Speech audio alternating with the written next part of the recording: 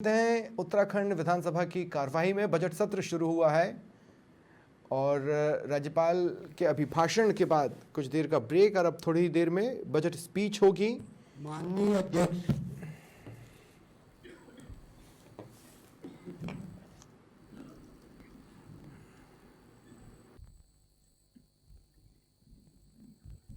माननीय मुख्यमंत्री जी,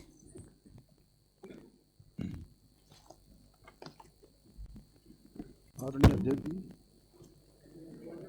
माननीय नेता प्रतिपक्ष, आ रही है, मिल रही है। शुरू होने दीजिए, जैसे ही शुरू होता है आपको प्रति मिल जाएगी। माननीय प्रतियां बंटवाइए, प्रतियां बट रही हैं, आ गई। चलिए ठीक। आदरणीय अध्यक्ष जी, माननीय नेता प्रतिपक्ष जी, माननीय मंत्रीगण, माननीय सभी विधायकगण, मैं सर्वप्रथम आज के इस ऐतिहासिक अवसर पर भगवान बद्री विशाल, बाबा केदार और उत्तराखंड के सभी देवी देवताओं का स्मरण करते हुए उत्तराखंड राज्य निर्माण में अपना अमूल्य योगदान देने वाले अमर बलिदानियों को श्रद्धांजलि अर्पित करता हूं और सभी आंदोलनकारियों को श्रद्धापूर्वक नमन करता हूं। साथ ही देश के लिए अपना सर्वस्व बलिदान करने वाले वीर सैनिकों को मैं अपनी भावांजलि अर्पित करता हूं। मैं पूर्व प्रधानमंत्री भारत रत्न परम श्रद्धेय स्वर्गीय अटल बिहारी वाजपेयी जी को संपूर्ण सदन की ओर से नमन करता हूं, जिन्होंने हम सभी का उत्तराखंड के स्थापना का स्वप्न साकार किया और विशेष औद्योगिक पैकेज देकर राज्य की नींव को मजबूती प्रदान की। मैं उत्तराखंड राज्य की विकास यात्रा में अपना योगदान देने वाले सभी कर्मयोगियों को सादर प्रणाम करता हूं। आदरणीय प्रधानमंत्री जी के आशीर्वाद और डबल इंजन सरकार की प्रतिबद्धता से राष्ट्रीय महत्व की अनेक परियोजनाएं उत्तराखंड में गतिमान हैं। इन परियोजनाओं तथा वर्ष पर्यंत यात्राओं से आस्था, विकास एवं समृद्धि के नए नए स्वर्णिम अध्याय की ओर देवभूमि तेजी से अग्रसर है। आदरणीय अध्यक्ष जी, आपदा के समय राहत एवं पुनर्वास कार्यों में मिली उदार सहायता के लिए देवभूमि की जनता की ओर से मैं माननीय प्रधानमंत्री श्री नरेंद्र मोदी जी का हृदय की गहराइयों से आभार व्यक्त करता हूं। अध्यक्ष जी, इस वर्ष हमने प्राकृतिक आपदाओं का विकराल रूप देखा।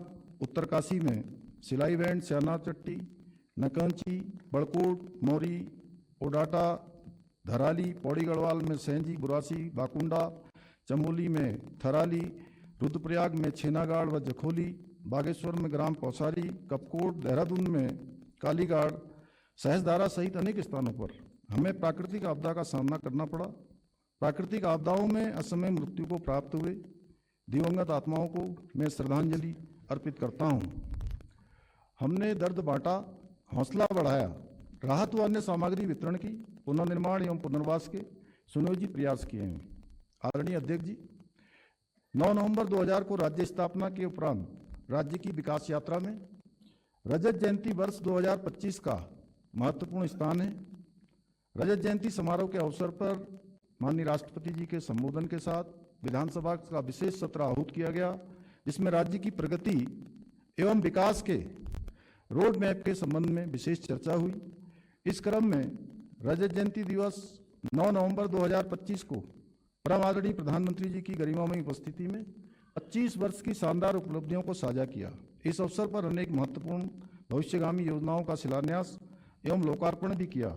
प्राकृतिक आपदाओं और आर्थिक चुनौतियों के बीच भी पिछले 25 वर्षों में हमने मातृशक्ति, युवा शक्ति, कर्मठ अन्नदाता एवं उद्यमों की सक्रिय सहभागिता से विकास, सुशासन और जनकल्याण के मानक स्थापित किए। जेल गए अथवा राज्य आंदोलन के दौरान घायल हुए आंदोलनकारियों की पेंशन प्रतिमाह रुपये 6000 से बढ़ाकर 7000 तथा जेल या घायल श्रेणी से भिन्न अन्य राज्य आंदोलनकारियों की पेंशन प्रतिमाह 4500 से बढ़ाकर 5500 किया जा चुका है। अध्यक्ष जी, हमारे कार्यकाल में अनेक ऐसी उपलब्धियां हैं जो प्रदेश के इतिहास में पहली बार दर्ज हुई हैं। मैं सम्मानित सदन के समक्ष कुछ उपलब्धियों को प्रस्तुत कर रहा हूं। प्रदेश की जनता से किए गए वायदों को पूर्ण करते हुए 27 जनवरी 2025 को पहली बार समान नागरिक संहिता यूसीसी को लागू किया गया। पहली बार सख्त नकल विरोधी कानून लागू करने वाला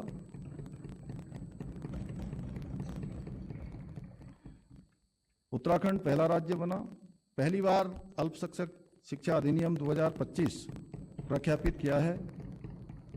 इसी क्रम में दिनांक 1 जुलाई 2026 से उत्तराखंड मदरसा बोर्ड समाप्त हुआ। पहली बार शीतकालीन यात्रा द्वारा वर्ष पर्यंत पर्यटन के विस्तार को नया आयाम दिया गया। पहली बार अवैध निर्माणों को चिन्हित करते हुए सरकारी जमीनों को अतिक्रमण से मुक्त कराने की कार्रवाई बड़े पैमाने पर हो रही है। पहली बार व्यापक पैमाने पर पौराणिक मंदिरों का सौंदर्यीकरण और विकास हो रहा है। पहली बार स्पिरिचुअल इकोनॉमिक जोन के विकास के लिए सुनियोजित प्रयास किए जा रहे हैं। पहली बार हाई एल्टीट्यूड अल्ट्रा मैराथन आयोजित की गई। पहली बार उत्तराखंड सकल पर्यावरणीय उत्पाद सूचकांक लॉन्च जीएपी करने वाला देश का पहला राज्य बना। पहली बार नीति आयोग द्वारा जारी सतत विकास लक्ष्य इंडेक्स में सर्वाधिक अंक प्राप्त करने वाला उत्तराखंड ने देश में शीर्ष स्थान हासिल किया। प्राथमिक 23 डीरेगुलेशन क्षेत्रों के क्रियान्वयन में राज्य ने 5वीं रैंक प्राप्त की, जिससे उत्तराखंड बेस्ट परफॉर्मिंग स्टेट में उभर कर सामने आया। Logistic ease of across different state leaders 2024 में राज्य को टॉप अचीवर श्रेणी में मान्यता मिली, जो प्रदेश में लॉजिस्टिक नेटवर्क एवं कनेक्टिविटी को सुदृढ़ करने के लिए लागू सुधारों को सकारात्मक परिणाम है। नीति आयोग के एक्सपोर्ट प्रिपेरेडनेस इंडेक्स ईपीआई 2024 में छोटे राज्यों की श्रेणी में उत्तराखंड प्रथम रैंक पर रहा, जो निर्यात संवर्धन प्रयासों की सफलता तथा वैश्विक प्रतिस्पर्धा में वृद्धि को दर्शाता है। उत्तराखंड नागरिक उड्डयन विकास प्राधिकरण यूकाडा को मिनिस्ट्री ऑफ सिविल एविएशन द्वारा एविएशन इकोसिस्टम को प्रोत्साहित करने हेतु सर्वश्रेष्ठ राज्य का पुरस्कार प्रदान किया गया। बेस्ट विज्ञान और नवाचार केंद्र तथा ऑडिटोरियम और संस्कृति केंद्र की स्थापना सुदृढ़ीकरण में लगभग सैचुरेशन की स्थिति को प्राप्त कर लिया गया है। आदरणीय प्रधानमंत्री श्री नरेंद्र मोदी जी के मार्गदर्शन में इस दशक को उत्तराखंड का दशक बनाने के लिए हमारी सरकार द्वारा अनेक संकल्प पूरे किए जा चुके हैं। हम संकल्प से सिद्धि की ओर निरंतर अग्रसर हैं। उत्तराखंड को एक समृद्ध एवं सुरक्षित राज्य के रूप में स्थापित करना हमारा विकल्प रहित संकल्प है। अध्यक्ष जी, हम इस संकल्प के जनादेश मानते हुए होलिस्टिक अप्रोच के साथ काम कर रहे हैं। हम समग्र विकास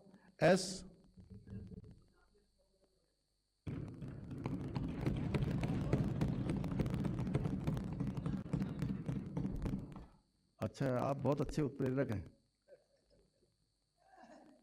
एक बार काजी जी के लिए ताली बजा दीजिए आप लोग।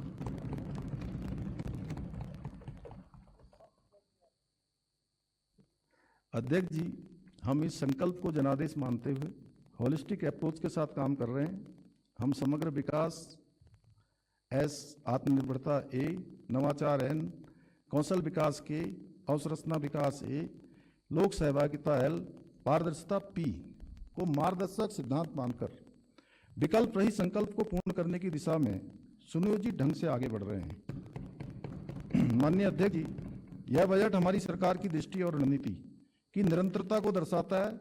हमने पिछले बजट भाषणों में गरीब, युवा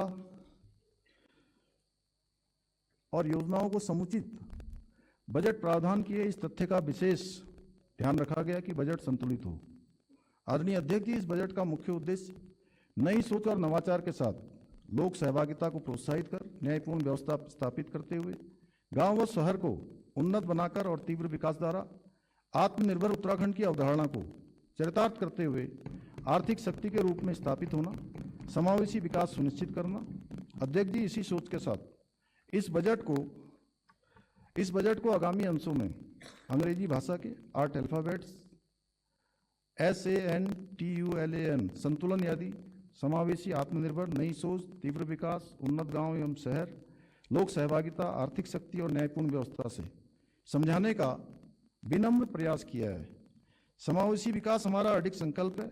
ऐसा विकास जिसमें सबके लिए अवसर और सम्मान हो।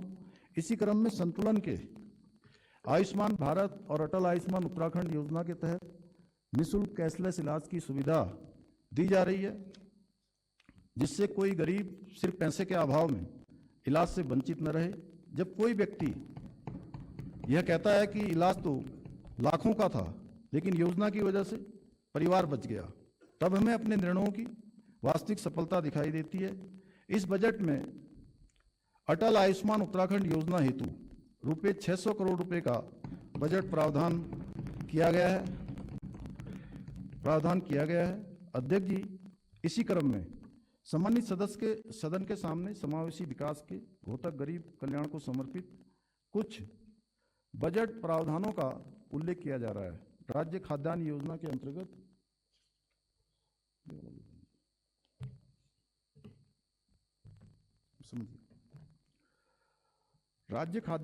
के अंतर्गत रुपये 25 करोड़ प्रधानमंत्री आवास योजना हेतु समग्र रूप से लगभग 298 करोड़ 45 लाख, प्रधानमंत्री आवास योजना हेतु समग्र रूप से लगभग 56 करोड़ रुपए, EWS आवास हेतु अनुदानों के अंतर्गत 25 करोड़ रुपए, परिवहन निगम की बसों में निर्धारित श्रेणी के यात्रियों हेतु निःशुल्क यात्रा की सुविधा हेतु 42 करोड़ रुपए का बजट प्रावधान किया गया है। महिला समानता को प्रोत्साहित करने एवं जेंडर संवेदनशील प्लानिंग के लिए जेंडर बजटिंग महत्वपूर्ण है। वित्तीय वर्ष 2025-26 में जेंडर बजट में रुपये 16,961 करोड़ 32 लाख का प्रावधान किया गया था।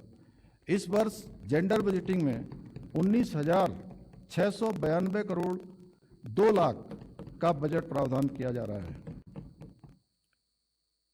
सक्षम आंगनबाड़ी एंड पोषण 2.0 योजना के अंतर्गत 6 माह से 2 वर्ष के लगभग 7,33,000 लाभार्थियों को अनुपूरक पोषाहार आंगनबाड़ी केंद्रों के माध्यम से उपलब्ध कराया जा रहा है। वित्तीय वर्ष 2026-27 में इस योजना हेतु समग्र रूप से लगभग रुपये 598 करोड़ 33 लाख का बजट प्रावधान किया जा रहा है। महिलाओं एवं बच्चों के पोषण में स्तर में अधिक सुधार करने तथा पोषण संबंधी जागरूकता जन जन तक पहुंचाने हेतु प्रधानमंत्री पोषण मिशन हेतु समग्र रूप से लगभग रुपये 149 करोड़ 45 लाख का बजट प्रावधान किया जा रहा है। राज्य में प्रसूता के लिए ईजा बोई सगुन योजना हेतु समग्र रूप से लगभग रुपये 14 करोड़ 13 लाख का बजट प्रावधान किया जा रहा है। मुख्यमंत्री महालक्ष्मी किट योजना हेतु रुपये 30 करोड़, मुख्यमंत्री बाल पोषण योजना हेतु रुपये 25 करोड़, मुख्यमंत्री आंचल अमृत योजना हेतु 15 करोड़, मुख्यमंत्री वात्सल्य योजना हेतु 15 करोड़, मुख्यमंत्री महिला पोषण योजना हेतु लगभग 13 करोड़ 44 लाख, मुख्यमंत्री बाल एवं महिला बहुमुखी विकास निधि हेतु रुपये 8 करोड़ और निराश्रित विधवाओं की पुत्रों के विवाह हेतु अनुदान के लिए रुपये 5 करोड़ का बजट प्रावधान किया गया है। अध्यक्ष जी, समावेशी विकास के दृष्टिकोण से चिकित्सा एवं स्वास्थ्य पर किया गया निवेश भी महत्वपूर्ण है। इस दृष्टि से चिकित्सा एवं स्वास्थ्य अवसंरचना का विकास किया जा रहा है। इस क्रम में बागेश्वर में जिला चिकित्सालय, देहरादून में उप चिकित्सालय, डोईवाला उप चिकित्सालय, प्रेमनगर सामुदायिक स्वास्थ्य केंद्र बालावाला, उत्तरकाशी में उप जिला चिकित्सालय भटवाड़ी, हरिद्वार में उप जिला चिकित्सालय भगवानपुर, अल्मोड़ा में उप जिला चिकित्सालय चौखुटिया, पौड़ी गढ़वाल में सामुदायिक स्वास्थ्य केंद्र दुगड्डा, टेहड़ी गढ़वाल में सामुदायिक स्वास्थ्य केंद्र पिलखी तथा नैनीताल में मल्टी स्पेशलिटी सुपर स्पेशलिटी अस्पताल भवाली सहित अनेक योजनाओं पर कार्रवाई गतिमान है। आगामी वित्तीय वर्ष हेतु चिकित्सा स्वास्थ्य एवं परिवार कल्याण ग्रांट के अंतर्गत समग्र रूप से राजस्व मद में लगभग रुपये 4,252 करोड़ 50 लाख तथा पूंजीगत मद में लगभग रुपये 195 करोड़ 46 लाख का बजट प्रावधान किया गया है। अध्यक्ष जी, समावेशी विकास को सुनिश्चित करने के लिए अनुसूचित जातियों के कल्याण ग्रांट के अंतर्गत लगभग रुपये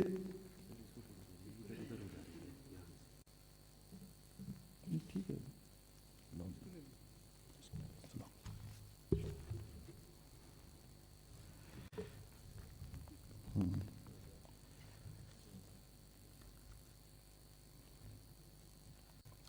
अध्यक्ष जी, समावेशी विकास को सुनिश्चित करने के लिए अनुसूचित जातियों के कल्याण ग्रांट के अंतर्गत लगभग रुपये 2,468 करोड़ 89 लाख का बजट का प्रावधान किया जा रहा है। अनुसूचित जनजातियों के कल्याण ग्रांट के अंतर्गत समग्र रूप से लगभग रुपये 746 करोड़ 75 लाख का बजट का प्रावधान किया जा रहा है। अल्पसंख्यक कल्याण विभाग के अंतर्गत पूंजीगत मद में रुपये 98 करोड़ का बजट प्रावधान किया जा रहा है। अध्यक्ष जी, संतुलन के दूसरे अल्फाबेट ए अर्थात आत्मनिर्भर उत्तराखंड बनाने के संदर्भ में कृषि, उद्योग और पर्यटन इन क्षेत्रों की क्षमता को एक साथ आगे बढ़ाते हुए हम ऐसा परिवेश निर्मित कर रहे हैं जिसमें उत्पादकता बढ़े, निवेश आकर्षित हो और सम्मानजनक आजीविका के अवसर मिले। आत्मनिर्भर प्रदेश के निर्माण के लिए कृषि, उद्यम और पर्यटन प्रत्येक सेक्टर को अपनी भूमिका मजबूती से निभानी होगी। हमारे अन्नदाता हमारी शक्ति हैं।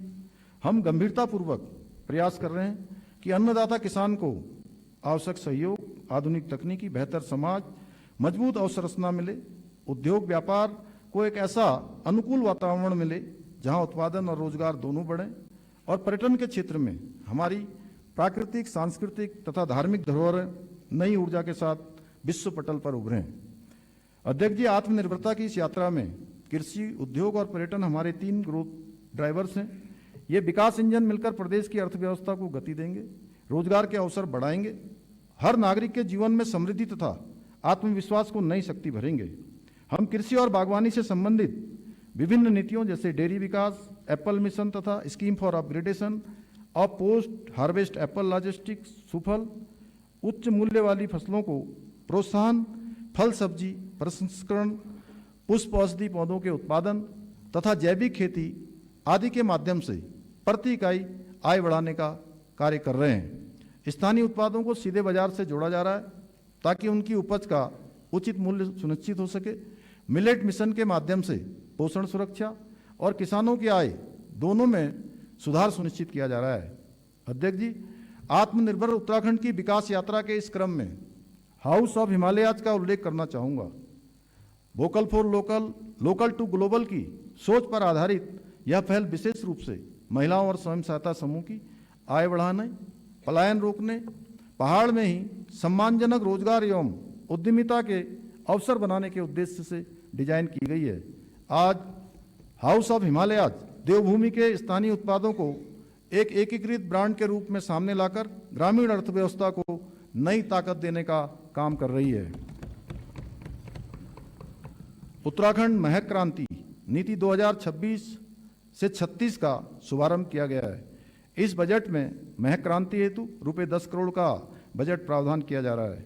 अध्यक्ष जी, मैं सम्मानित सदन के सामने कृषि एवं संबंधित गतिविधियों के संबंध में किए जा रहे कुछ बजट प्रावधानों का उल्लेख कर रहा हूं। समग्र रूप से पूंजीगत मद में पशुपालन विभाग के अंतर्गत रुपये 47 करोड़, मत्स्य विभाग के अंतर्गत रुपये 30 करोड़, 13 लाख, औद्योगिक विकास के अंतर्गत रुपये 74 करोड़ का बजट प्रावधान किया जा रहा है। फसलों की सुरक्षा के लिए घेरबाड़ हेतु रुपये 20 करोड़ का बजट प्रावधान किया जा रहा है। समग्र रूप से एप्पल मिशन के लिए रुपये 42 करोड़, उच्च मूल्य वाली फलों, कीवी, ड्रैगन फ्रूट आदि के उत्पादन को बढ़ावा देने के लिए लगभग रुपये 30 करोड़ 70 लाख, राज्य में चाय विकास योजना के लिए लगभग रुपये 25 करोड़ 93 लाख, सगंध पौधा केंद्र को अनुदान एवं सगंध पौधों के क्लस्टर विकास के लिए लगभग रुपये 24 करोड़ 75 लाख, उद्यान बीमा योजना हेतु रुपये 40 करोड़, मुख्यमंत्री राज्य कृषि विकास योजना हेतु रुपये 20 करोड़ का बजट प्रावधान किया जा रहा है। पशुपालन विभाग के अंतर्गत स्वरोजगार परक व लाभार्थी परक योजना हेतु लगभग रुपये 42 करोड़ 2 लाख, मुख्यमंत्री मत्स्य संपदा योजना हेतु रुपये 12 करोड़ 43 लाख, ट्राउट प्रोत्साहन योजना हेतु लगभग रुपये 39 करोड़ 90 लाख का बजट प्रावधान किया जा रहा है। अध्यक्ष जी, आत्मनिर्भरता के लिए कृषि के साथ साथ उद्योग भी महत्वपूर्ण है। राज्य में सीमित भूमि उपलब्धता को ध्यान में रखते हुए हरिद्वार, देहरादून, सेलाकुई और उधम सिंह नगर, काशीपुर, किच्छा तथा पंतनगर में फ्लेटेड फैक्ट्री का निर्माण किया जा रहा है, जिनके माध्यम से लगभग 43,000 वर्ग मीटर प्लग एंड प्ले औद्योगिक क्षेत्र उपलब्ध होगा। एमएसएमई, स्टार्टअप, सेवा क्षेत्र के संबंध में लिए गए नीतिगत निर्णयों से निवेश और स्थानीय भागीदारी दोनों को प्रोत्साहित किया जा रहा है। उभरते हुए स्टार्टअप से युवाओं के लिए रोजगार और स्वरोजगार के अवसर तेजी से बढ़ रहे हैं। अध्यक्ष जी, मैं सम्मानित सदन के सामने उद्योग से संबंधित योजनाओं में किए गए बजट प्रावधानों का उल्लेख कर रहा हूं। मेगा इंडस्ट्रियल एवं मेगा टेक्सटाइल नीति के अंतर्गत अनुदान के लिए रुपये 25 करोड़, महिला उद्यमियों के लिए विशेष प्रोत्साहन योजना के लिए रुपये 4 करोड़, प्रदेश के सूक्ष्म लघु एवं मध्यम उद्योगों को सहायता योजना के लिए रुपये 75 करोड़, मुख्यमंत्री स्वरोजगार योजना के लिए रुपये 8 crore, 60 crore, promotion of investment, startup और एंटरप्रेन्योरशिप के लिए रुपये 30 करोड़ तथा स्टार्टअप वेंचर फंड हेतु रुपये 25 करोड़ का बजट प्रावधान किया जा रहा है। अध्यक्ष जी, आत्मनिर्भर उत्तराखंड के लिए कृषि और उद्योग पर संचित चर्चा के उपरांत अब मैं पर्यटन सेक्टर की ओर आपका ध्यान आकर्षित कर रहा हूं।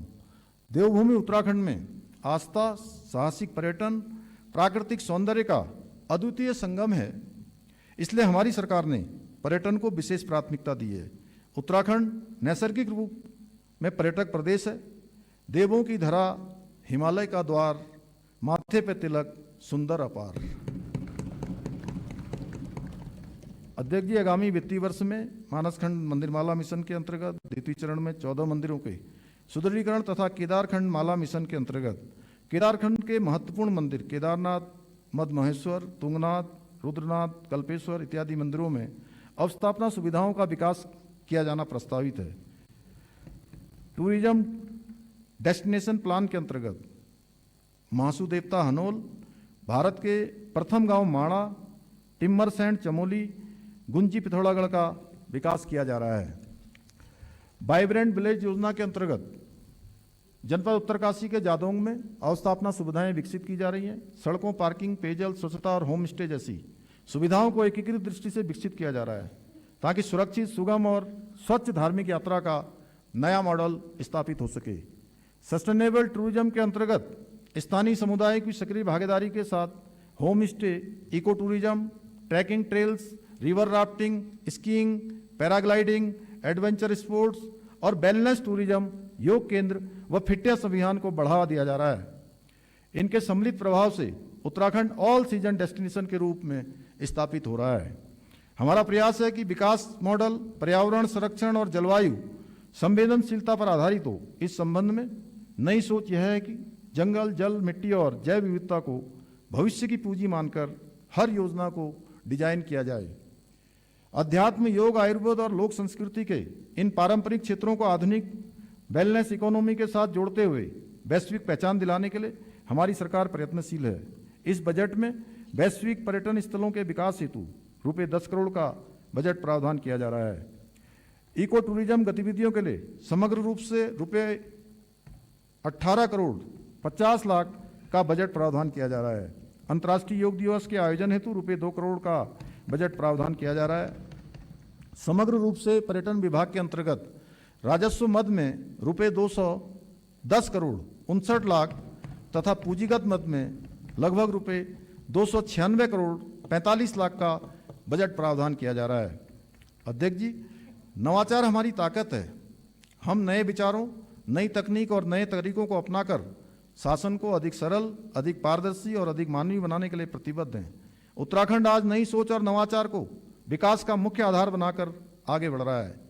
पुरानी समस्याओं के लिए पुराने समाधान नहीं, बल्कि समयानुकूल, रचनात्मक और साहसी कदम उठाना हमारी कार्यशैली है। इसी क्रम में संतुलन के तीसरा अल्फाबेट एन अर्थात नई सोच के संबंध में सरकार द्वारा विभिन्न विभागों के अंतर्गत अनेक नवाचार हो रहे हैं। प्रसंगस उन नवाचारों का उल्लेख अन्यत्र भी इस बजट भाषण में किया गया है। मैं नई सोच और नई तकनीकी के प्रतीक स्वरूप किए जा रहे कुछ प्रयासों की ओर सम्मानित सदन का ध्यान आकृष्ट कर रहा हूँ।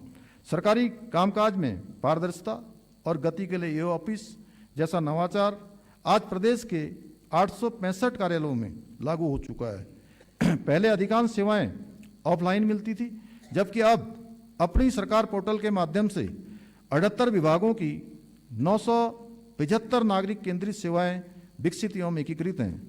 स्थायी निवास, जातीय आय और रोजगार पंजीकरण से जुड़े लगभग 1.17 करोड़ से अधिक प्रमाण पत्र जारी हो चुके हैं। अध्यक्ष जी, नई सोच का एक सशक्त उदाहरण यह है कि हम युवाओं के लिए अनेक अवसर उपलब्ध करा रहे हैं।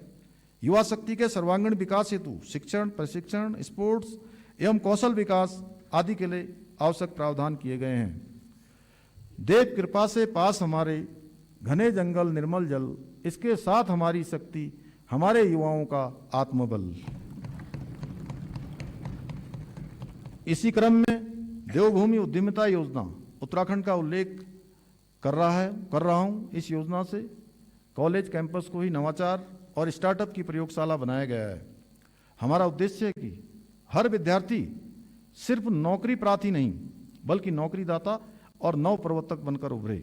इस योजना के अंतर्गत 300 से ज़्यादा छात्रों ने अपना क्वालिटी स्टार्टअप शुरू किया है। 20 स्टूडेंट स्टार्टअप को सीड फंड सहयोग दिया गया है। 1240 विद्यार्थियों ने अपने उद्यमों का औपचारिक पंजीकरण किया है। विद्यार्थियों को ब्रांडिंग और मार्केटिंग सहायता प्रदान की जा रही है। कई विद्यार्थियों ने पेटेंट हेतु भी आवेदन किया है। देवभूमि उद्यमिता केवल योजना नहीं बल्कि युवाओं को नई सोच, जोखिम लेने का साहस तथा तकनीकी से जोड़ने वाला व्यापक आंदोलन है। अध्यक्ष जी, तकनीकी शिक्षा विभाग के अंतर्गत इमर्जिंग टेक्नोलॉजी प्रयोगशालाओं की स्थापना की गई है। देहरादून, रानी पोखरी, नरेंद्र नगर, श्रीनगर, द्वाराहाट, नैनीताल, काशीपुर एवं लोहाघाट के पॉलिटेक्निक कॉलेजों में अध्ययनरत लगभग 5000 छात्र आधुनिक प्रशिक्षण से लाभान्वित हो रहे हैं। नई सोच के इस क्रम को बढ़ाते हुए तकनीकी शिक्षा विभाग के संकाय सदस्यों एवं छात्र छात्राओं को IIT दिल्ली जैसे प्रतिष्ठित संस्थानों में एक्सपोजर विजिट की अभिनव पहल हमने की है। छात्रों की एम्प्लॉयबिलिटी हमारे लिए अत्यंत महत्वपूर्ण है। इस क्रम में कौशल विकास पर विशेष ध्यान दिया जा रहा है। एक अभिनव पहल के रूप में इस बजट में मुख्यमंत्री हब एवं स्पोक मॉडल प्रस्तावित किया जा रहा है, जिसमें पॉलिटेक्निक, ITI, उच्च शिक्षण संस्थान एवं माध्यमिक शिक्षा के संस्थानों को एकीकृत किया जाएगा। राज्य के स्वयं के राजस्व में वृद्धि के लिए प्रवर्तन कार्रवाई के अतिरिक्त प्रौद्योगिकी की सहायता भी ली जा रही है। खनन और भू संसाधन क्षेत्र में mining, digital transformation and surveillance system के माध्यम से ड्रोन, CCTV, डिजिटल गेट और रियल टाइम डेटा मॉनिटरिंग जैसी आधुनिक तकनीकों का उपयोग कर अवैध खनन पर नियंत्रण और राजस्व में वृद्धि सुनिश्चित की जा रही है। खनन सर्विलांस योजना के अंतर्गत लगभग रुपये 24 करोड़ 50 लाख का बजट प्रावधान किया जा रहा है। प्रौद्योगिकी के क्षेत्र में लैब ऑन व्हील्स जैसी व्यवस्था से पहल से दूरस्थ और पर्वतीय क्षेत्रों के बच्चों तक विज्ञान प्रयोगशालाएं सीधे पहुंच रही हैं। आज प्रत्येक जनपद में लैब ऑन व्हील्स है। इस योजना के अधिक विस्तार के लिए आगामी बजट में रुपये 4 करोड़ का बजट प्रावधान किया जा रहा है। अध्यक्ष जी, हमने उच्च शिक्षा विभाग में अध्ययनरत छात्रों के एक्सपोजर विजिट के लिए भारत दर्शन योजना की अभिनव पहल शुरू की है। इस क्रम को आगे बढ़ाते हुए आगामी बजट में हम उत्तराखंड दर्शन के लिए भी एक नई योजना ला रहे हैं। हमने दून विश्वविद्यालय में हिंदू अध्ययन केंद्र के लिए पद सृजित करने का निर्णय लिया है। राज्य में खेल संस्कृति को बढ़ावा देने और खिलाड़ियों के प्रोत्साहन पर विशेष ध्यान केंद्रित करते हुए नई खेल नीति लागू की गई है। मुख्यमंत्री उदयमान खिलाड़ी उन्नयन योजना के अंतर्गत 8 वर्ष से 14 वर्ष की आयु वर्ग में प्रति जनपद चयनित 300 छात्र छात्राओं को 1500 प्रति माह की छात्रवृत्ति प्रदान की जा रही है। मुख्यमंत्री प्रोत्साहन योजना के अंतर्गत 14 वर्ष से 23 वर्ष की आयु वर्ग के चयनित प्रति जनपद 200 खिलाड़ियों और इसी प्रकार कुल 2600 छात्र छात्राओं को 2000 रुपये प्रति माह की दर से छात्रवृत्ति का भुगतान किया जाता है। उद्यमिता, कौशल एवं नवाचार योजना के अंतर्गत लगभग रुपये 7 crore 11 lakh Doon library and research centre को अनुदान हेतु रुपये 7 करोड़ 60 लाख, राजकीय महाविद्यालयों में ग्रंथालय की स्थापना हेतु रुपये 7 करोड़, शोध एवं विकास कार्य योजना हेतु रुपये 1 करोड़, विद्यालय शिक्षा विभाग के अंतर्गत छात्रवृत्ति हेतु रुपये 15 करोड़, उच्च शिक्षा विभाग के अंतर्गत छात्रवृत्ति हेतु 15 करोड़ तथा खेल विभाग के अंतर्गत छात्रवृत्ति हेतु रुपये 13 करोड़ 50 लाख का बजट प्रावधान किया जा रहा है। अध्यक्ष जी, समग्र रूप से पूंजीगत मद में माध्यमिक शिक्षा विभाग के अंतर्गत रुपये 542 करोड़ 84 लाख, उच्च शिक्षा विभाग के अंतर्गत रुपये 146 करोड़ 30 लाख, तकनीकी शिक्षा विभाग के अंतर्गत लगभग रुपये 98 करोड़ 50 लाख, खेल विभाग के अंतर्गत लगभग रुपये 69 करोड़ 94 लाख, कला एवं संस्कृति विभाग के अंतर्गत लगभग रुपये 9 करोड़ 90 लाख का बजट प्रावधान किया जा रहा है। सूचना एवं प्रौद्योगिकी विभाग के अंतर्गत समग्र रूप से पूंजीगत मद में रुपये 86 करोड़ का बजट प्रावधान किया जा रहा है। संस्कृत पाठशालाओं का अनुदान हेतु रुपये 28 करोड़ का बजट प्रावधान किया जा रहा है।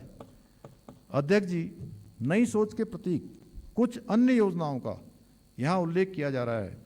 शहरी क्षेत्र में पैदल मार्ग अवसंरचना के अंतर्गत रुपये 10 करोड़, नगर निकायों को स्मार्ट सिटी के रूप में विकसित करने हेतु रुपये 30 करोड़, राज्य डाटा सेंटर सुदृढ़ीकरण के लिए समग्र रूप से रुपये 65 करोड़, विज्ञान धाम के अंतर्गत लगभग रुपये 6 करोड़ 95 लाख, इमर्जिंग टेक्नोलॉजी एवं AI COE के क्रियान्वयन हेतु लगभग रुपये 10 करोड़ 50 लाख, साइबर सिक्योरिटी के क्रियान्वयन हेतु रुपये 15 करोड़, पैक्स के कंप्यूटरीकरण हेतु लगभग रुपये 5 करोड़ 67 लाख, जनपदों में केंद्रीकृत रिकॉर्ड रूम के अंतर्गत रुपये 10 करोड़, सूचना प्रौद्योगिकी अवसंरचना के अंतर्गत लगभग रुपये 47 crore 50 lakh, uniform civil code के अंतर्गत रुपये 5 करोड़, संशोधित IPC CRPC एवं साक्ष्य अधिनियम हेतु प्रशिक्षण के अंतर्गत रुपये 5 करोड़, विधि विज्ञान प्रयोगशालाओं के अंतर्गत रुपये 6 करोड़ 71 लाख, संघ लोक सेवा आयोग एवं उत्तराखंड राज्य लोक सेवा आयोग की मुख्य परीक्षाओं की कोचिंग हेतु मेधावी छात्र एवं छात्राओं को विशेष आर्थिक सहायता के अंतर्गत रुपये 1 करोड़ 50 लाख का बजट प्रावधान किया जा रहा है। अध्यक्ष जी, ऐसे अनेक और प्रावधान इस बजट में हैं। ये प्रावधान एक अवसरयुक्त परिवेश के घोतक हैं। प्रसिद्ध कवि श्री शिवमंगल सिंह सुमन जी की पंक्तियों के साथ युवाओं को इन नए अवसरों का लाभ लेने का आह्वान कर रहा हूँ। गति प्रबल पैरों में भरी, फिर क्यों रहूं दर दर खड़ा, जब आज मेरे सामने है रास्ता इतना पड़ा, जब तक न मंजिल पा सकूं तब तक मुझे न विराम है, चलना हमारा काम है, चलना हमारा काम है। अध्यक्ष जी, हमारा यह विश्वास है कि राज्य को परम वैभव की प्राप्ति हेतु संस्कृत के संवर्धन को प्राथमिकता में रखना उत्तराखंड के गौरव कवि सुमित्रानंदन पंत जी की पंक्तियों का स्मरण कर रहा हूँ। प्रखर बुद्धि से भले सभ्यता हो नवनिर्मित, संस्कृति के निर्माण के लिए हृदय चाहिए। हमारा मानना है विकसित उत्तराखंड अपनी पहचान, अपनी भाषा, लोक कला, संस्कृति और अध्यात्म की नवाचारी प्रस्तुति से भी बनाएं। लोक संस्कृति, लोक संगीत, लोक नृत्य और लोक कथाएं हमारी विशिष्टता है। इन परंपराओं को सिर्फ मंच पर नहीं बल्कि डिजिटल माध्यमों एवं नवाचारी कार्यक्रमों वाली पहलों के जरिए अगली पीढ़ी से जोड़ने के लिए हमारी सरकार प्रयत्नशील है। इस हेतु रिकॉर्डिंग, डॉक्यूमेंटेशन और डिजिटल आर्काइव जैसे नवाचारी माध्यमों के प्रयोग की कार्रवाई गतिमान है। अध्यक्ष जी, सम्मानित सदन को अवगत कराना है कि इस बजट में संस्कृति विभाग के अंतर्गत पांडुलिपियों के डिजिटलीकरण के लिए बजट प्रावधान किया गया है। इस नवाचारी सोच के क्रम में आज प्रत्येक जनपद में एक संस्कृत ग्राम की स्थापना हो चुकी है। इस बजट में संस्कृत ग्राम के संचालन हेतु रुपये 1 करोड़ का बजट प्रावधान किया जा रहा है। भाषा विभाग उत्तराखंड की लोक भाषाओं, बोलियों जैसे गढ़वाली, कुमाऊनी, जौनसारी एवं अन्य लुप्त प्राय बोलियों को संरक्षित करने, राष्ट्रीय अंतर्राष्ट्रीय स्तर पर प्रचार प्रसार बहुविषयी बनाने के साथ साथ विज्ञान और शिक्षा के साथ जोड़ने के उद्देश्य से भारत सरकार की योजना भाषणी एवं आर्टिफिशियल इंटेलिजेंस जैसी तकनीक नवाचार की कार्य योजना पर विषय विशेषज्ञों एवं भाषाविदों के साथ कार्रवाई कर रहा है। अध्यक्ष जी, मानव वन्य जीव संघर्ष प्रदेशवासियों के लिए एक चुनौती के रूप में उभर रहा है। इस संबंध में प्रभावितों को राहत पहुंचाने के दृष्टिगत हमने मानव वन्य जीव संघर्ष में मृत्यु होने पर मृतक परिवार को दी जाने वाली धनराशि को 6 लाख रुपए से बढ़ाकर 10 लाख रुपए किया है। एक अभिनव पहल के अंतर्गत हमने कैंपा निधि के अंतर्गत पौड़ी गढ़वाल, टिहरी, उत्तरकाशी, चमोली, देहरादून, उधम सिंह नगर एवं बागेश्वर में प्रति ट्रांजिट सेंटर 2 करोड़ के संभावित व्यय के आधार पर 14 करोड़ की धनराशि का प्रावधान कर रहे हैं। इसके अतिरिक्त एनिमल रेस्क्यू सेंटर के संचालन हेतु 5 करोड़ की धनराशि भी कैंपा निधि के अंतर्गत प्रावधानित की गई है। वन विभाग के अंतर्गत समग्र रूप से पूंजीगत मद में रुपये 131 करोड़ 68 लाख का बजट प्रावधान किया जा रहा है। अध्यक्ष जी, अब मैं संतुलन के चौथे अल्फाबेट यानी टी अर्थात तीव्र विकास के लिए सरकार द्वारा किए जा रहे प्रयासों की ओर आपका ध्यान आकृष्ट करना चाहता हूं। हमारी सरकार ने अवस्थापना विकास को प्राथमिकता दी है। हमारा यह विश्वास है कि किसी भी राज्य के विकास की रीढ़ उसकी अवसंरचना होती है। तीव्र विकास के लिए हमारा यह संकल्प है कि प्रदेश की सड़क, ऊर्जा तथा आधुनिक अवसंरचना को नई गति और नई दिशा दी जाए। अध्यक्ष जी, हमने पूंजीगत व्यय में वृद्धि कर अवसंरचना में निवेश बढ़ाया है, जो आने वाले वर्षों में सतत विकास की नींव को और मजबूत करेगा।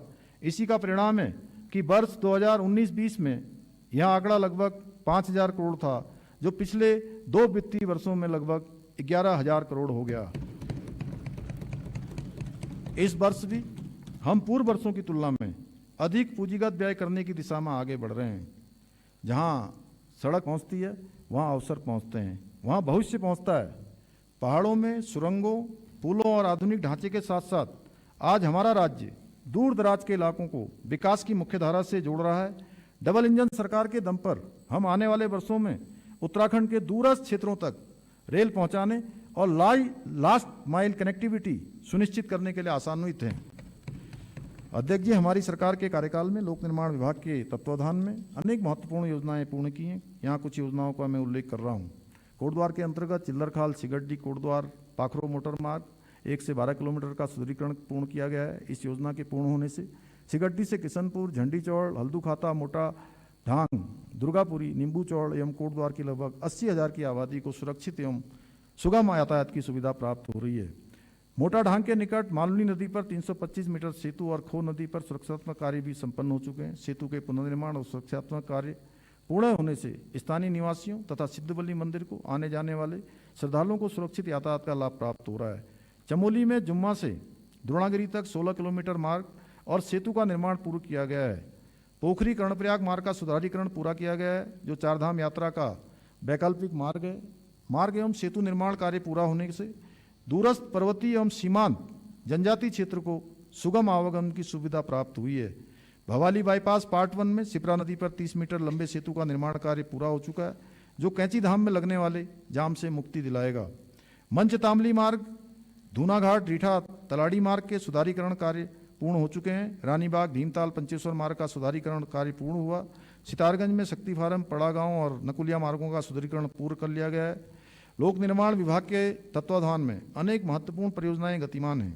इस क्रम में ऋषिकेश में लक्ष्मण झूला के पास 132.30 मीटर लंबे बजरंग सेतु, अल्मोड़ा में NH 109 से नए कलेक्ट्रेट और मेडिकल कॉलेज तक मार्ग का चौड़ीकरण, बाजपुर में जैतपुर धनोरी मार्ग का सुधारीकरण और उधम सिंह नगर में नगला किच्छा मार्ग को 4 लेन में बदलने का कार्य, गदरपुर दिनेशपुर हल्द्वानी मार्ग का निर्माण, चमोली में नंदप्रयाग नंदानगर मार्ग और थराली देवाल बाढ़ मार्ग का सुधारीकरण कार्य उल्लेखनीय है।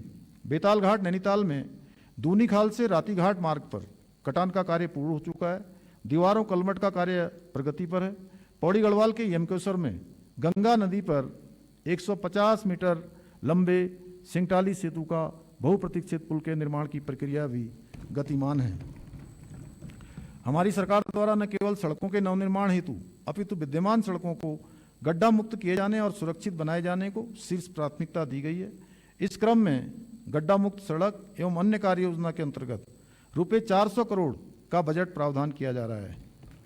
नंदा देवी राज्यात यात्रा के लिए 25 करोड़ का बजट प्रावधान किया जा रहा है। लोक निर्माण विभाग के अंतर्गत समग्र रूप से पूंजीगत मद में लगभग रुपये 2,501 करोड़ 91 लाख का बजट प्रावधान किया जा रहा है। गांव की कनेक्टिविटी के लिए PMGSY योजना अत्यंत महत्वपूर्ण है। PMGSY योजना के अंतर्गत पूंजीगत मद में रुपये 1,050 करोड़ का बजट प्रावधान किया जा रहा है। भौगोलिक परिस्थितियों के कारण हमने एयर कनेक्टिविटी को प्राथमिकता दी है। Uttarakhand civil aviation development authority के तत्वाधान में हवाई मार्ग यातायात आवागमन को सुगम बनाने के लिए हम सतत प्रयत्नशील हैं। इस क्रम में सहसधारा, श्रीनगर, गौचर, चिन्यालीसौड़, हल्द्वानी, अल्मोड़ा, पिथौरागढ़ तथा मुंशियारी में हेलीपोर्ट का संचालन एवं विकास किया गया है। इसके अतिरिक्त त्रिगुणी नारायण मंदिर, मसूरी, रामनगर, बागेश्वर एवं हरिद्वार में हेलीपोर्ट निर्माण किए जाने की कार्रवाई गतिमान है। पंतनगर एयरपोर्ट को अंतर्राष्ट्रीय हवाई अड्डे के रूप में विकसित किए जाने के क्रम में 524 एकड़ भूमि एयरपोर्ट अथॉरिटी ऑफ इंडिया को हस्तांतरित की जा चुकी है। पिथौरागढ़ हवाई अड्डे के सुदृढ़ीकरण का कार्य किया गया है। यह अनुकूल उपयोग में ले जाने हेतु एयरपोर्ट अथॉरिटी ऑफ इंडिया को हस्तांतरित कर दिया गया है। गौचर एवं चिन्यालीसौड़ हवाई पट्टियों को भारतीय वायुसेना को हस्तांतरित किए जाने हेतु माननीय मंत्रिमंडल द्वारा सहमति दे दी गई है। केदारनाथ शटल सेवा को सुदृढ़ एवं सुरक्षित बनाए जाने के अतिरिक्त गौचर बद्रीनाथ शटल सेवा को भी आगामी चारधाम यात्रा में आरंभ किए जाने की कार्रवाई गतिमान है। संचालित फिक्स्ड विंग रूटों के अंतर्गत देहरादून, पंतनगर और पिथौरागढ़ से हवाई कनेक्टिविटी के विस्तार पर कार्य किया जा रहा है। नागरिक उड्डयन विभाग के अंतर्गत समग्र रूप से पूंजीगत मद में लगभग रुपये 52 करोड़ 50 लाख का बजट प्रावधान किया जा रहा है।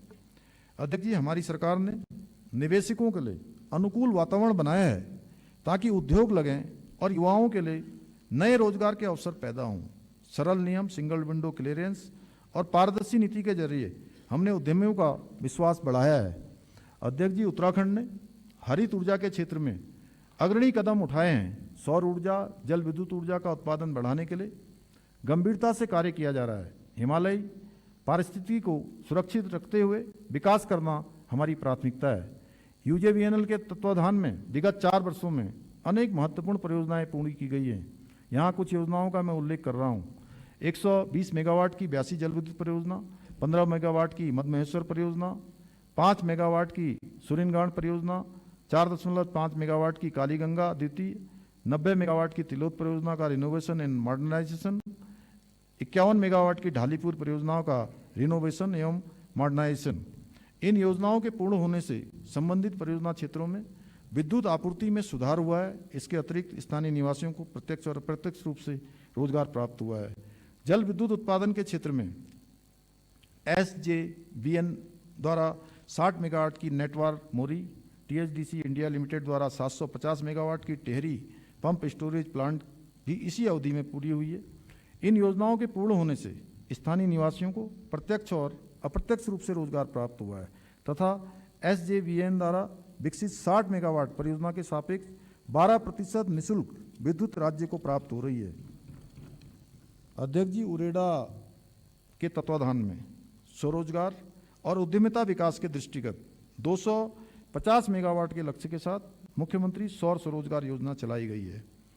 इससे लगभग 3500 से अधिक लोगों को प्रत्यक्ष एवं अप्रत्यक्ष रूप से रोजगार प्राप्त हो रहा है तथा स्थानीय सामाजिक आर्थिक परिदृश्य में सुधार हो रहा है। अब तक कुल 137 मेगावाट क्षमता की 746 परियोजनाएं स्थापित की जा चुकी हैं। मार्च 2020 की स्थिति के अनुसार राज्य में 327 मेगावाट और सौर ऊर्जा की स्थापना की गई थी, जो कि वर्तमान में कुल 1027 मेगावाट हो गई है। विगत वर्षों में 700 मेगावाट से अधिक क्षमता के सौर ऊर्जा की स्थापना की जा चुकी है। पिटकुल के तत्वाधान में विगत 4 वर्षों में पूर्ण की गई लाइनों के विवरण का भी मैं यहाँ उल्लेख कर रहा हूँ। 132 किलोवोल्ट की पदार्था से चिला पारेषण लाइन, 220 किलोवोल्ट की जाफरपुर TSS रुद्रपुर रेलवे पारेषण लाइन, 132 किलोवाट की लक्सर कैवेंडिस लाइन, 132 किलोवाट की double circuit Kashipur Bajpur line द्वितीय सर्किट लाइन, 220 किलोवोल्ट की बरम जोलजीबी पारेषण लाइन तथा 132 किलोवोल्ट की बिंदाल पुरकुल लाइन है। अध्यक्ष जी, यह भी अवगत कराना है कि आगामी वित्तीय वर्ष में पिटकुल के तत्वाधान में अनेक महत्वपूर्ण परियोजनाएं पूर्ण होने की दिशा में अग्रसर हैं। मैं यहाँ कुछ योजनाओं का उल्लेख कर रहा हूँ। 220 किलोवोल्ट की GSI उपस्थापना सेलाकोई देहरादून, सेलाकोई उप संस्थान पर 220 किलोवोल्ट की खोदरी झाझरा लीलो लाइन, 132 किलोवोल्ट की GIS उप संस्थान आराघर, आराघर उप संस्थान पर 132 किलोवोल्ट माजरा लाल तप्पड़ लीलो लाइन, 132 किलोवोल्ट GIS उप संस्थान धौलाखेड़ा, धौलाखेड़ा उप संस्थान पर 132 किलोवोल्ट काठगोदाम रुद्रपुर लीलो लाइन, 132 किलोवोल्ट उप संस्थान खटीमा, खटीमा उप संस्थान में 132 किलोवोल्ट खटीमा सितरगंज लीलो लाइन। अध्यक्ष जी, ऊर्जा विभाग के अंतर्गत समग्र रूप से पूंजीगत मद में रुपये 1,609 करोड़ 43 लाख का बजट प्रावधान किया जा रहा है। अध्यक्ष जी, हमारी सरकार द्वारा प्रदेश के आधारभूत ढांचे के विकास को तेजी से आगे बढ़ाना पीपीपी परियोजनाओं को विकसित करने हेतु वर्ष 2023 में उत्तराखंड निवेश और आधारिक संरचना विकास बोर्ड UIIDB का गठन किया है। UIIDB द्वारा क्रियान्वित योजनाओं के माध्यम से शहरी जल निकासी को बेहतर सुविधाएं, पर्यटकों के लिए उच्च आधारभूत सुविधाएं, सुरक्षित व व्यवस्थित यातायात तथा स्थानीय लोगों के लिए रोजगार के अधिक अवसर प्रशस्त होंगे। UIIDB द्वारा अपनी स्थापना से आतिथ्य तक अनेक महत्वपूर्ण योजनाओं तथा यथा गढ़वाल मंडल में हरिद्वार गंगा कॉरिडोर एवं ऋषिकेश गंगा कॉरिडोर आरंभ की गई है और कुमाऊं मंडल में Sharda river front master plan परियोजना क्रियान्वित की जा रही है। हरिद्वार गंगा कॉरिडोर के अंतर्गत रोडी बेलवाला एडमिन रोड निर्माण, सतीकुंड पुनर्विकास एवं हरकी पैड़ी पुनरुज्जीवन योजना, ऋषिकेश गंगा कॉरिडोर के अंतर्गत त्रिवेणी घाट का विकास, चंद्रभागा पैदल पुल का निर्माण योजना तथा शारदा रिवर फ्रंट परियोजना के अंतर्गत शारदा घाट पुनर्विकास परियोजना, किरोड़ा नाला योजना व सिटी ड्रेनेज योजना क्रियान्वित की जा रही है। ऋषिकेश के रिवर राफ्टिंग साहसिक पर्यटन को वैश्विक स्तर का बनाने के लिए iconic city Rishikesh rafting base station योजना का क्रियान्वयन किया जा रहा है। गढ़वाल मंडल में श्रीनगर स्थित बेल केदार एवं बेल कंडी मार्ग क्षेत्र में विशेष आध्यात्मिक आर्थिक zone, special spiritual economic zone स्थापित किया जा रहा है। अध्यक्ष जी, अर्थव्यवस्था का विकास गांव और शहर दोनों के विकास से होता है। यह बजट गांव के लिए स्वावलंबन और शहर के लिए आधुनिकता की दोहरी रणनीति लेकर आया है। इस क्रम में अब संतुलन के 5वें अल्फाबेट U अर्थात उन्नत शहर एवं गांव के विकास के लिए किए जा रहे प्रयासों की ओर आपका ध्यान आकर्षित करना चाहता हूं। ग्राम्य सशक्तिकरण के लिए किए गए समग्र प्रयासों को अंग्रेजी भाषा के संक्षिप्ताक्षर के कौशल विकास, ई इकोलॉजी संवर्धन, डी धरोहर संरक्षण, ए अवसंरचना निर्माण और आर से रिवर्स माइग्रेशन से निर्मित केदार से समझा जा सकता है। इस प्रकार निर्मित परिवेश से गांवों में आर्थिकी का विस्तार हो रहा है, लोग अपनी जड़ों से जुड़ रहे हैं और यह परिवर्तन ग्राम्य जीवन में एक नए परिवेश, मंगलकारी एम, अवसरयुक्त ए, नवोन्मेषी एन, आध्यात्मिक ए और सांस्कृतिक गतिविधियों एस अर्थात मानस के लिए सशक्त प्रेरणा है। हमारा विश्वास है गांव मजबूत, उत्तराखंड मजबूत। ग्राम स्तरीय अवसंरचना व पंचायतों को सशक्त बनाने के दृष्टिकोण से विभिन्न विभागों यथा ग्राम विकास, पंचायती राज विभाग, महिला सशक्तिकरण एवं बाल विकास विभाग, स्वास्थ्य विभाग, प्राइमरी शिक्षा विभाग आदि के अंतर्गत संचालित योजनाएं तथा अवसंरचनाएं उल्लेखनीय हैं। कनेक्टेड विलेज, कनेक्टेड मार्केट की अवधारणा के तहत राज्य के दूरस्थ और सीमांत गांवों में सड़क, बिजली, पानी, स्वास्थ्य, शिक्षा एवं डिजिटल भुगतान आदि सुविधाओं को प्राथमिकता दी जा रही है ताकि पलायन पर रोक लगे और गांवों में भी सम्मानजनक जीवन के अवसर उपलब्ध हों। ग्रामीण आजीविका मिशन, आजीविका सहकारी समितियां, दुग्ध सहकारी संघ, इन सबको एक मजबूत श्रृंखला के तहत जोड़ा जा रहा है। उद्यान, दुग्ध, पशुपालन, डेयरी, मधुपक्षी पालन, मत्स्य पालन, रेशम विकास आदि के सुव्यवस्थित विस्तार के साथ हमारे गांव अब रोजगार सृजन के केंद्र बन रहे हैं।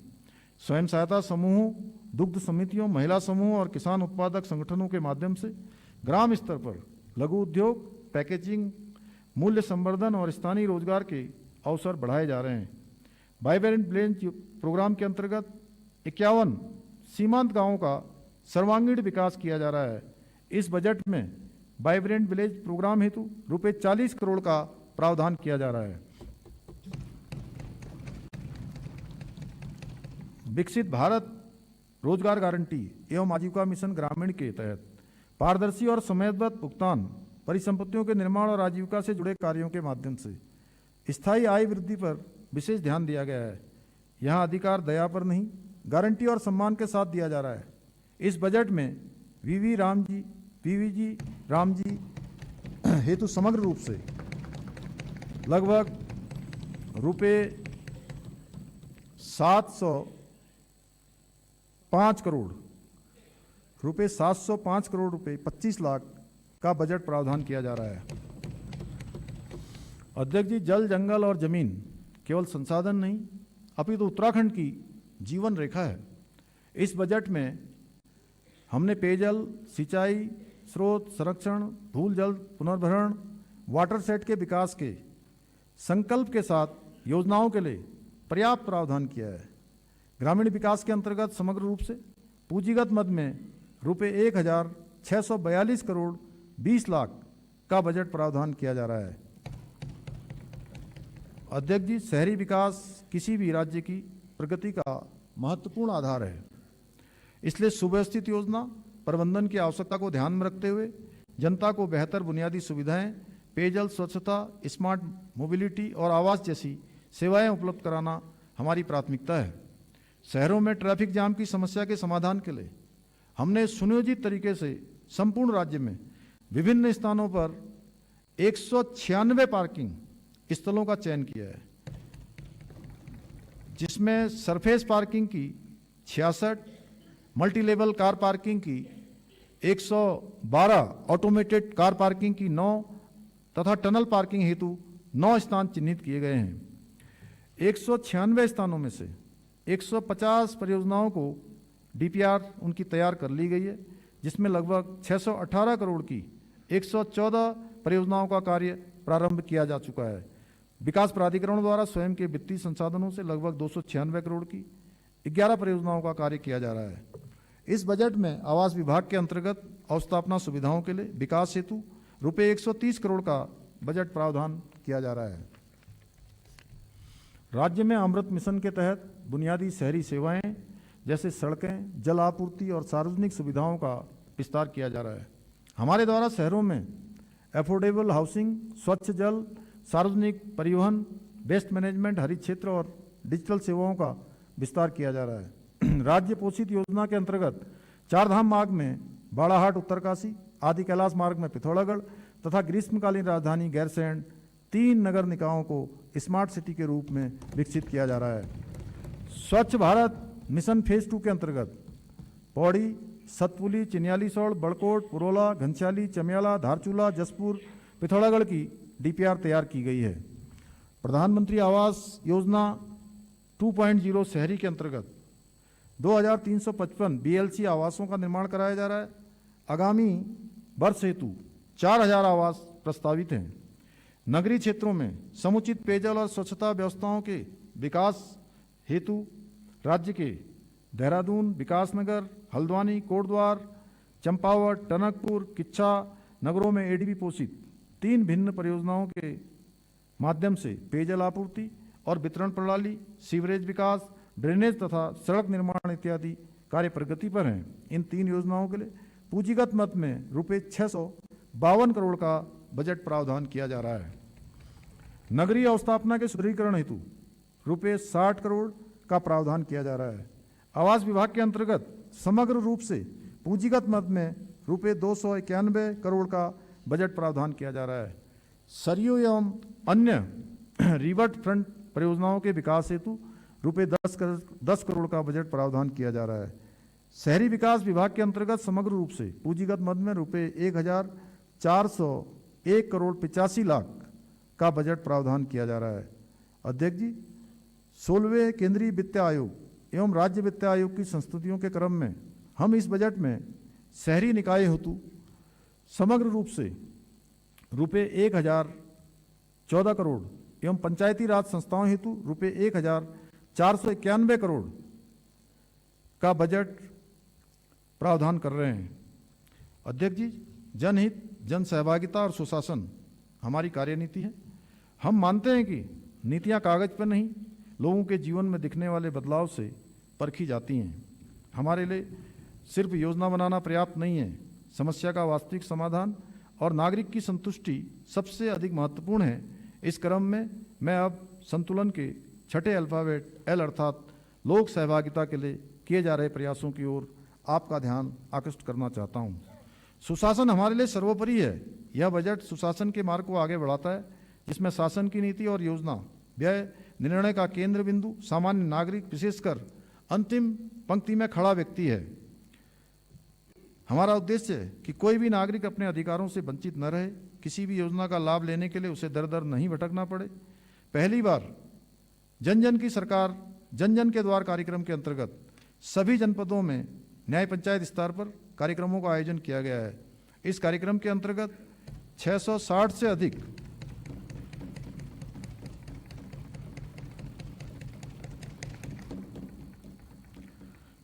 इस कार्यक्रम के अंतर्गत 660 से अधिक शिविरों का आयोजन किया गया, जिनमें 5 लाख